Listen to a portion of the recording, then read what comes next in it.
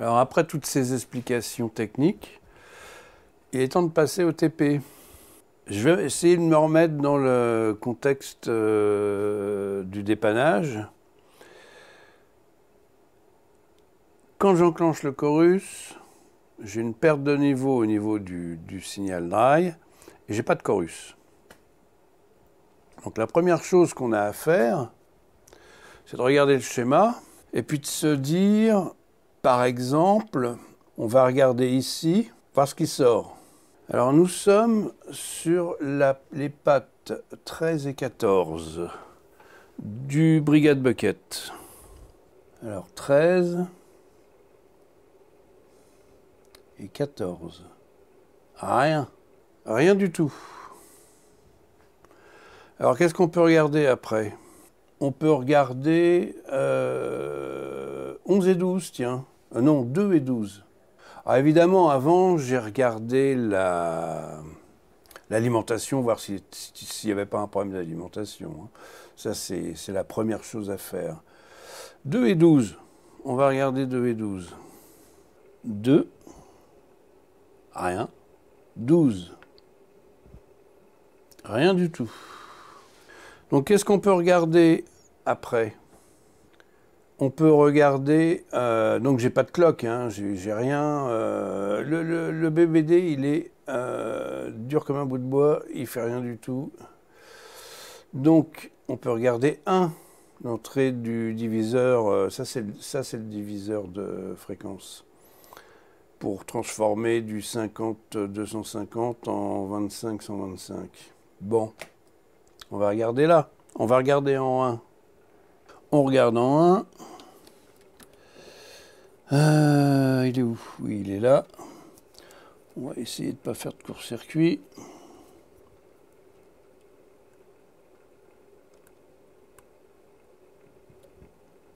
On regarde en 1. CUD. Que dalle. Pour l'instant, on peut soupçonner le 4001. Qu'est-ce que je vais faire? Je vais aller voir le LFO. C'est-à-dire le LFO, c'est ça. Et je vais voir mon UPC 324, je vais voir en patte 8. Qu'est-ce qui se passe? Est-ce qu'on a bien un oscillateur? Une oscillation. Donc je vais en patte 8 de ce circuit.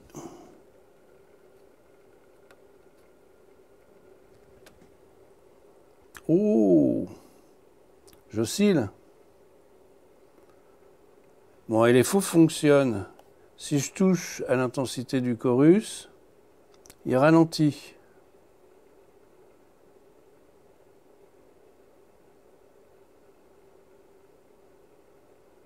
Vous voyez? Je peux le faire ralentir jusqu'à quasiment l'arrêter.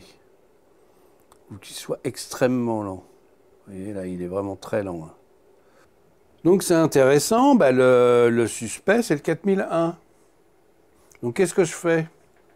Je change le 4001. Je prends un Toshiba, tout neuf, dans mes tiroirs. Un Toshiba...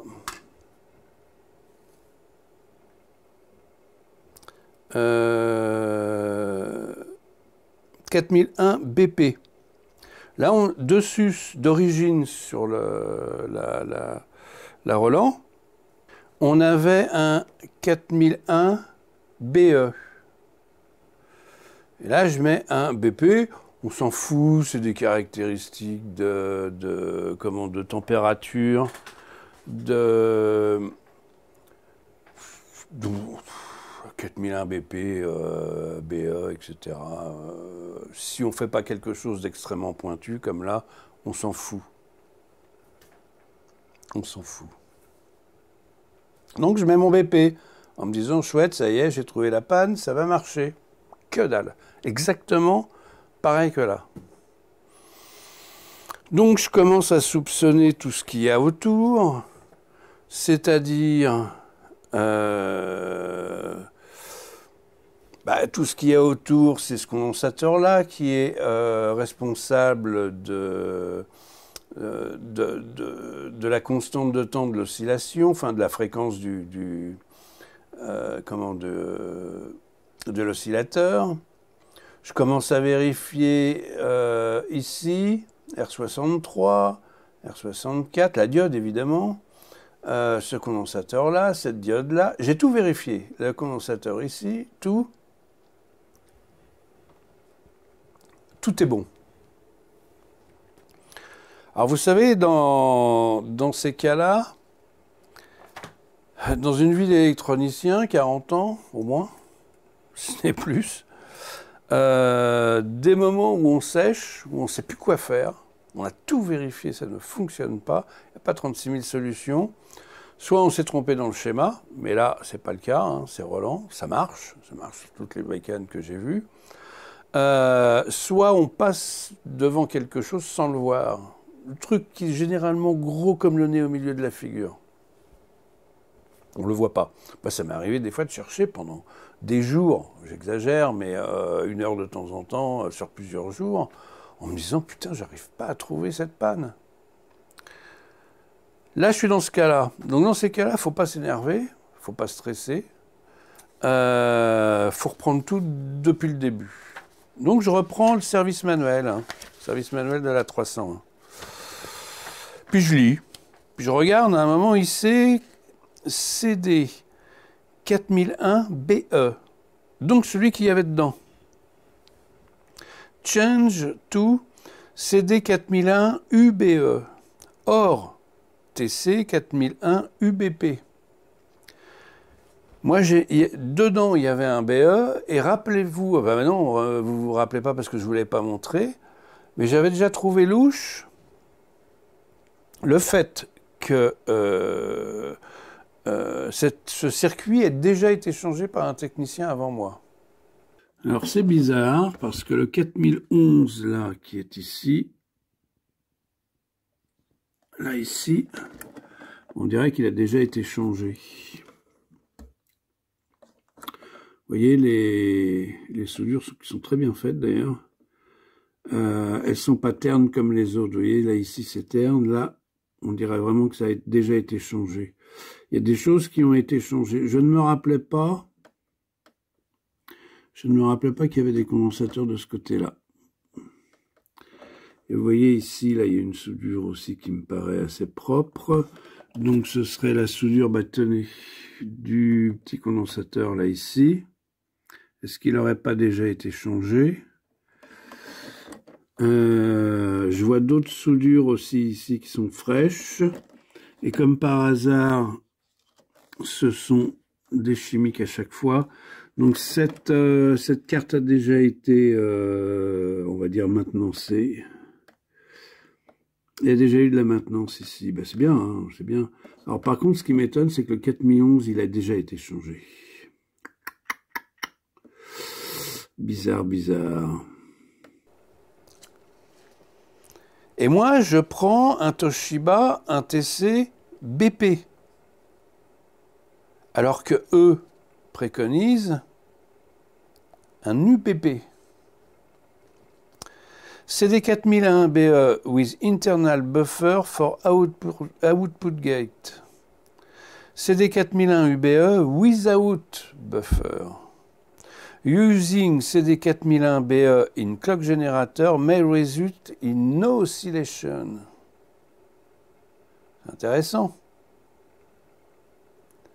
Ça veut dire que le technicien s'est fait avoir exactement comme moi, le technicien qui est passé avant. Il y a eu une panne, hein, sur le Chorus, ça c'est clair, puisque le circuit a été changé. Et puis lui, bah, il a mis un BE. Généralement, c'est ce qu'on a, les BE ou les BP. Ça dépend si c'est comment Panasonic, Motorola, etc. Bon, c'est leur truc. Après, il faut regarder les datasheets, voir à quoi ça correspond. Donc, un 4001, c'est un 4001. Hein. Donc, moi, j'ai mis un BP, Toshiba, marche pas. Lui avait mis un... C'était quoi comme... C'était quoi la marque? C'était quoi la race? Texas Instruments. Un BE. 4001 BE, Texas Instruments. C'est de la bonne cam, hein. Change to CD 4001 UBE or TC, donc Toshiba 4001 UBP, le U à chaque fois. CD 4001 BE with internal buffer for output gate, CD 4001 UBE without buffer. Using CD 4001 BE in clock generator may result in no oscillation. Voilà. Le technicien qui était avant moi a dû avoir une panne sur l'horloge. Il ne s'est pas posé de questions, comme moi d'ailleurs. On prend un BE, un BP, peu importe. De toute façon, une porte, c'est une porte. Hein. Et puis roule ma poule. Non, non, ça roulait pas. La poule, elle roulait pas du tout. Donc, je lis ça, comme quoi il faut toujours lire les services manuels. Hein. Il n'y a pas que le schéma à lire. Il faut aussi lire les petites notes, parce que ça, c'est une note, ça.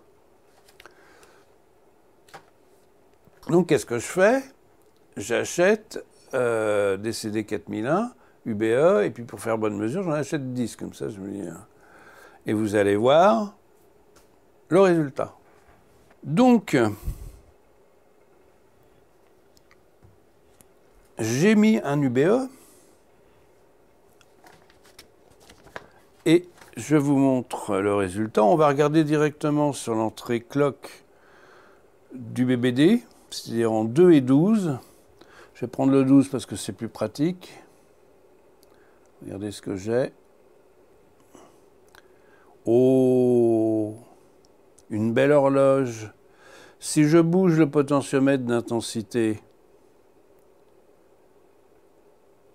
du chorus, vous voyez qu'on arrive à avoir quelque chose qui peut être très lent. Là, je suis au minimum. Hein. Hop, et ça repart dans l'autre sens. Voilà. Et puis j'augmente la fréquence du LFO.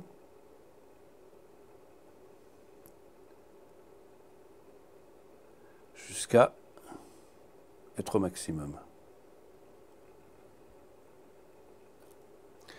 Génial. Génial. Sauf que ça ne s'est pas passé comme ça pour moi. Sur panne, on va dire. Mais c'est pas une panne, en fait. Alors, autant le premier coup, BE, UBE, je ne savais pas que la différence... Je ne connaissais pas la différence entre les UBE et les BE. Alors, moi, j'ai regardé sur les datasheets. Je n'ai pas trouvé mention de ce buffer en sortie nulle part. La seule chose que j'ai trouvée, c'est que l'UBE est militaire. C'est tout. Donc, à aucun moment, j'ai trouvé cette notion de buffer for output gate sur les BE, without buffer sur les UBE. Moi, le seul truc que j'ai trouvé sur UBE, c'est que c'est militaire, c'est tout.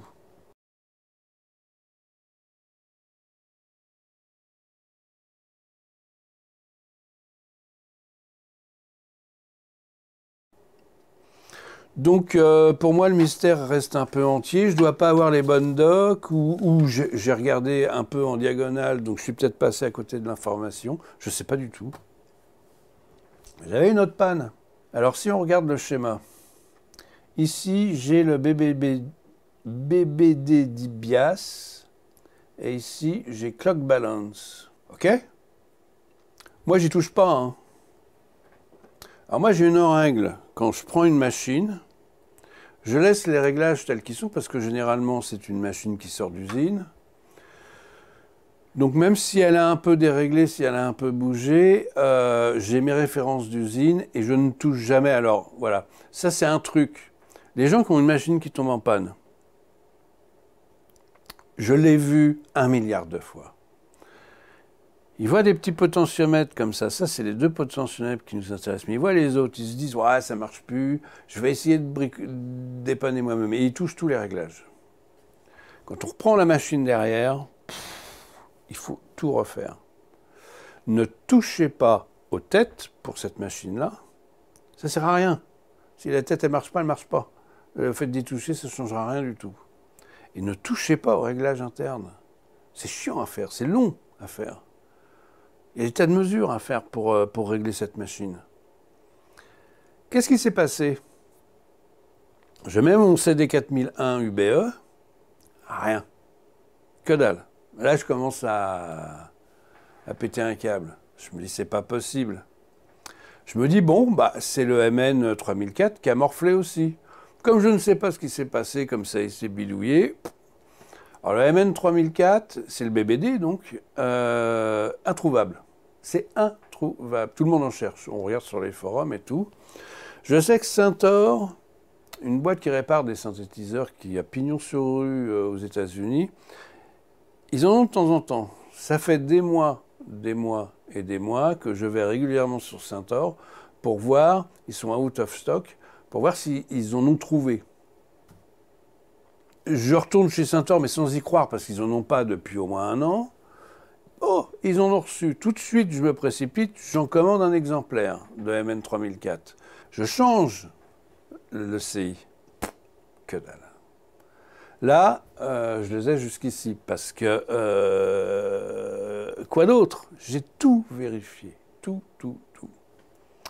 Et puis, je n'ai pas cherché bien longtemps. Je me suis dit, mais au fait, je vais vérifier quand même les réglages. Parce que moi, j'avais fait confiance aux réglages. Et c'est là où j'ai fait une grosse erreur.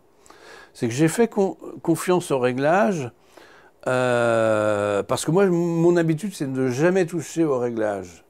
Sauf quand la panne est trouvée et pour vérifier si les réglages sont bons. Mais jamais avant. En fait, le réglage de BIAS, ici, était à 0. Donc on avait le 4001 qui avait été changé par un mauvais modèle. Puis je ne sais pas, alors j'imagine, je brode, hein, mais j'imagine que le technicien s'était un peu énervé quand même parce qu'il n'a pas réussi à le dépanner, hein, c'est clair. Et il a dû bidouiller les réglages et puis laisser le réglage de BIAS qui était carrément coupé à 0. Il n'y avait plus de BIAS sur le... Heureusement, c'est la première chose que j'ai faite avant d'aller commencer à me dire ouais, alors les transistors derrière, peut-être qu'ils écroulent le signal, donc etc. etc. J'ai vérifié les réglages et j'ai bien fait parce que je remonte le BIAS et pouf, d'un seul coup, tout se remet à marcher. On va regarder ce qui sort. On va regarder ce qui sort de ce fameux MN3004, comment on le règle. Et puis on va regarder un peu tous les signaux, comme ça on aura une référence si jamais il y a un autre chorus qui tombe en panne. On a 2 réglages à faire. On a le réglage de la BBD Clock Balance. On a le Clock Checkpoint ici. Et là il ne marque pas... Ah oui, VR19, non, BIAS Level, ça c'est pour le BIAS Trap et les têtes. Il est où le... Tiens, ah oui, BBD BIAS. Donc on a ces 2 potentiomètres là à régler. Alors comment on les règle? On a toutes les procédures de réglage de la 301 et la dernière page, c'est-à-dire la page 19 du service manuel. On a d'abord le BBD BIAS circuit. Alors, en input, il me faut 1 kHz square wave over 3,8 mV. Set to obtain chorus sound. Chorus intensité maximum. Measure point, output jack with oscilloscope and AC VTVM. Measuring method, adjust BBD BIAS potentiometer. VR12. So that output waveform is clipped neither at top nor bottom. that the level is 65 millivolts and also that the waveform swing horizontally. Cela demande une certaine interprétation. Parce que le moins qu'on puisse dire, c'est que leur explication n'est pas claire. Alors on va, je vous prépare la mesure et après je vais vous montrer. Alors voilà ce qu'on doit avoir quand on est réglé, parce que là je l'ai déjà réglé. Hein. Je vais vous le dérégler complètement pour que vous vous rendiez compte. Je vous le dérègle complètement. Voilà ce qu'ils veulent dire. Au minimum, on a un signal carré, presque. Hein. On passe par le bon réglage. Ça, c'est le bon réglage. Et après, on passe de l'autre côté et on retrouve un signal carré. C'est ça qu'ils veulent dire. Adjust BBD bias potentiometer VR12 so that output waveform is clipped neither at top nor bottom, that the level is, etc. Et la waveform swing horizontally, ce qui est vrai. Voilà. Donc on se met à peu près ici et moi je vous conseille, une fois que vous avez trouvé ce réglage, de brancher une guitare et d'écouter, parce qu'à 1 pouillème près sur le potentiomètre, on peut avoir une espèce de petit truc désagréable petite distorsion. Donc là, on a réglé le bias. Alors vous voyez, c'est pas vraiment simple. Hein. De toute façon, ce qu'il faut comprendre là-dedans, c'est qu'on ne veut pas avoir un signal carré. On veut avoir cette espèce de forme d'onde bizarre. J'envoie un signal carré là-bas, un peu plus que ce qu'il donne, parce que sinon le silo ne veut pas synchroniser, c'est le bazar. J'ai trop de bruit. Ici, j'ai un bruit de HF là, qui ne fait pas partie du signal, vous n'aurez sûrement pas ça. Ici, là, ici, tout autour. Ténue. C'est une pollution que j'ai tous les après-midi. Moi, j'habite à côté de Roissy. Je pense qu'il y a quelque chose qui démarre quelque part à côté de Roissy et qui bastonne parce que peut-être un radar ou un truc comme ça, j'en sais rien. J'ai toujours cette pollution l'après-midi. Normalement, il faudrait que je fasse les mesures le matin. Voilà. Donc là, on a réglé le bias. Maintenant, on va régler la clock balance. Alors, la clock balance, il faut se mettre sur la base du transistor Q6. Alors voilà le signal. Voilà le signal qui sort. Et vous voyez la petite différence là. Alors je vais vous le dérégler pour vous montrer. Il faut que le signal ressemble à ce que je vous montre là, ici, à peu près. Hein. Ici, là. Donc, potentiomètre au-dessus du MN3004. Je dérègle complètement. D'accord? Voilà. Vous voyez ce qu'on ne veut pas? On ne veut pas cet arrondi et celui-là plus bas. On veut que les deux arrondis se superposent l'un sur l'autre. Alors moi, je le mets en évolution, c'est-à-dire chorus quasiment à 0. C'est plus pratique. Et voilà. Et là, je commence à régler. Et vous allez voir que je vais amener les deux traces l'une sur l'autre. Voilà. Et là, je suis réglé correctement. Le bouton de volume d'entrée est à 0. Hein. Alors, je peux peut-être affiner encore un peu.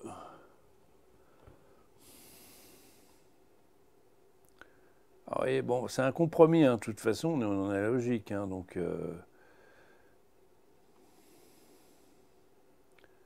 ouais, là, c'est pas mal. Là. Et on a la forme d'onde. Alors, si je peux vous montrer sur le document, vous voyez ce qu'il montre? C'est que ça, c'est mauvais. Ça, c'est bon. Alors, évidemment, c'est stylisé, hein, parce que ce qu'on a sur l'oscilloscope, c'est pas tout à fait ça. Hein. Mais bon, ça ressemble. Il faut que ça ressemble. Il n'y a pas les pointes qui est au-dessus. Etc.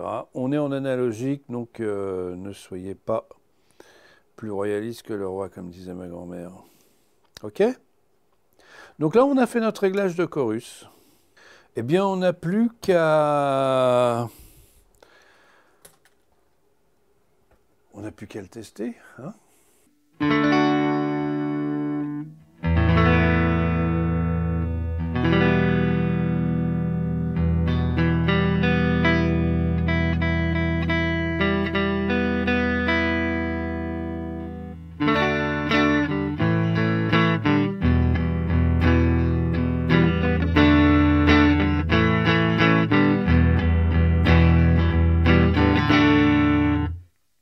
Sature un petit peu.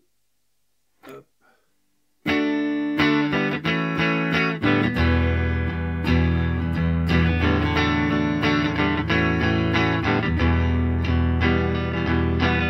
Ok, on va mettre du chorus au minimum.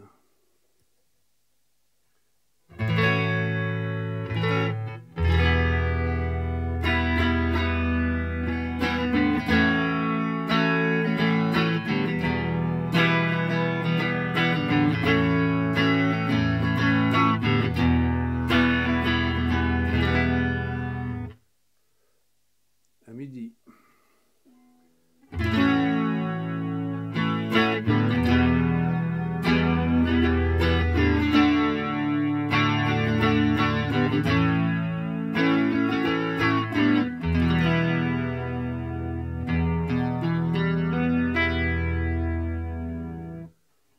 À fond.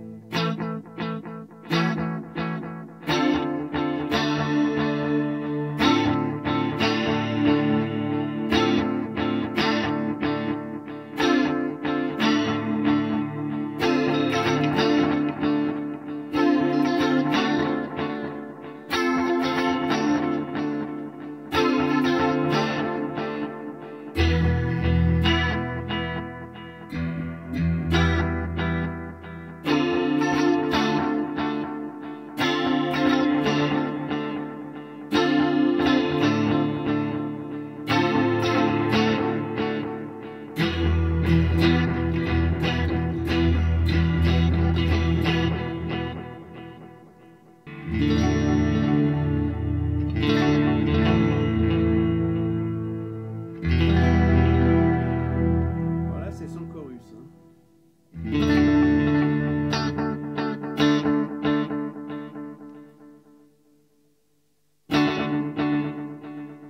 Je peux mettre aussi le feedback.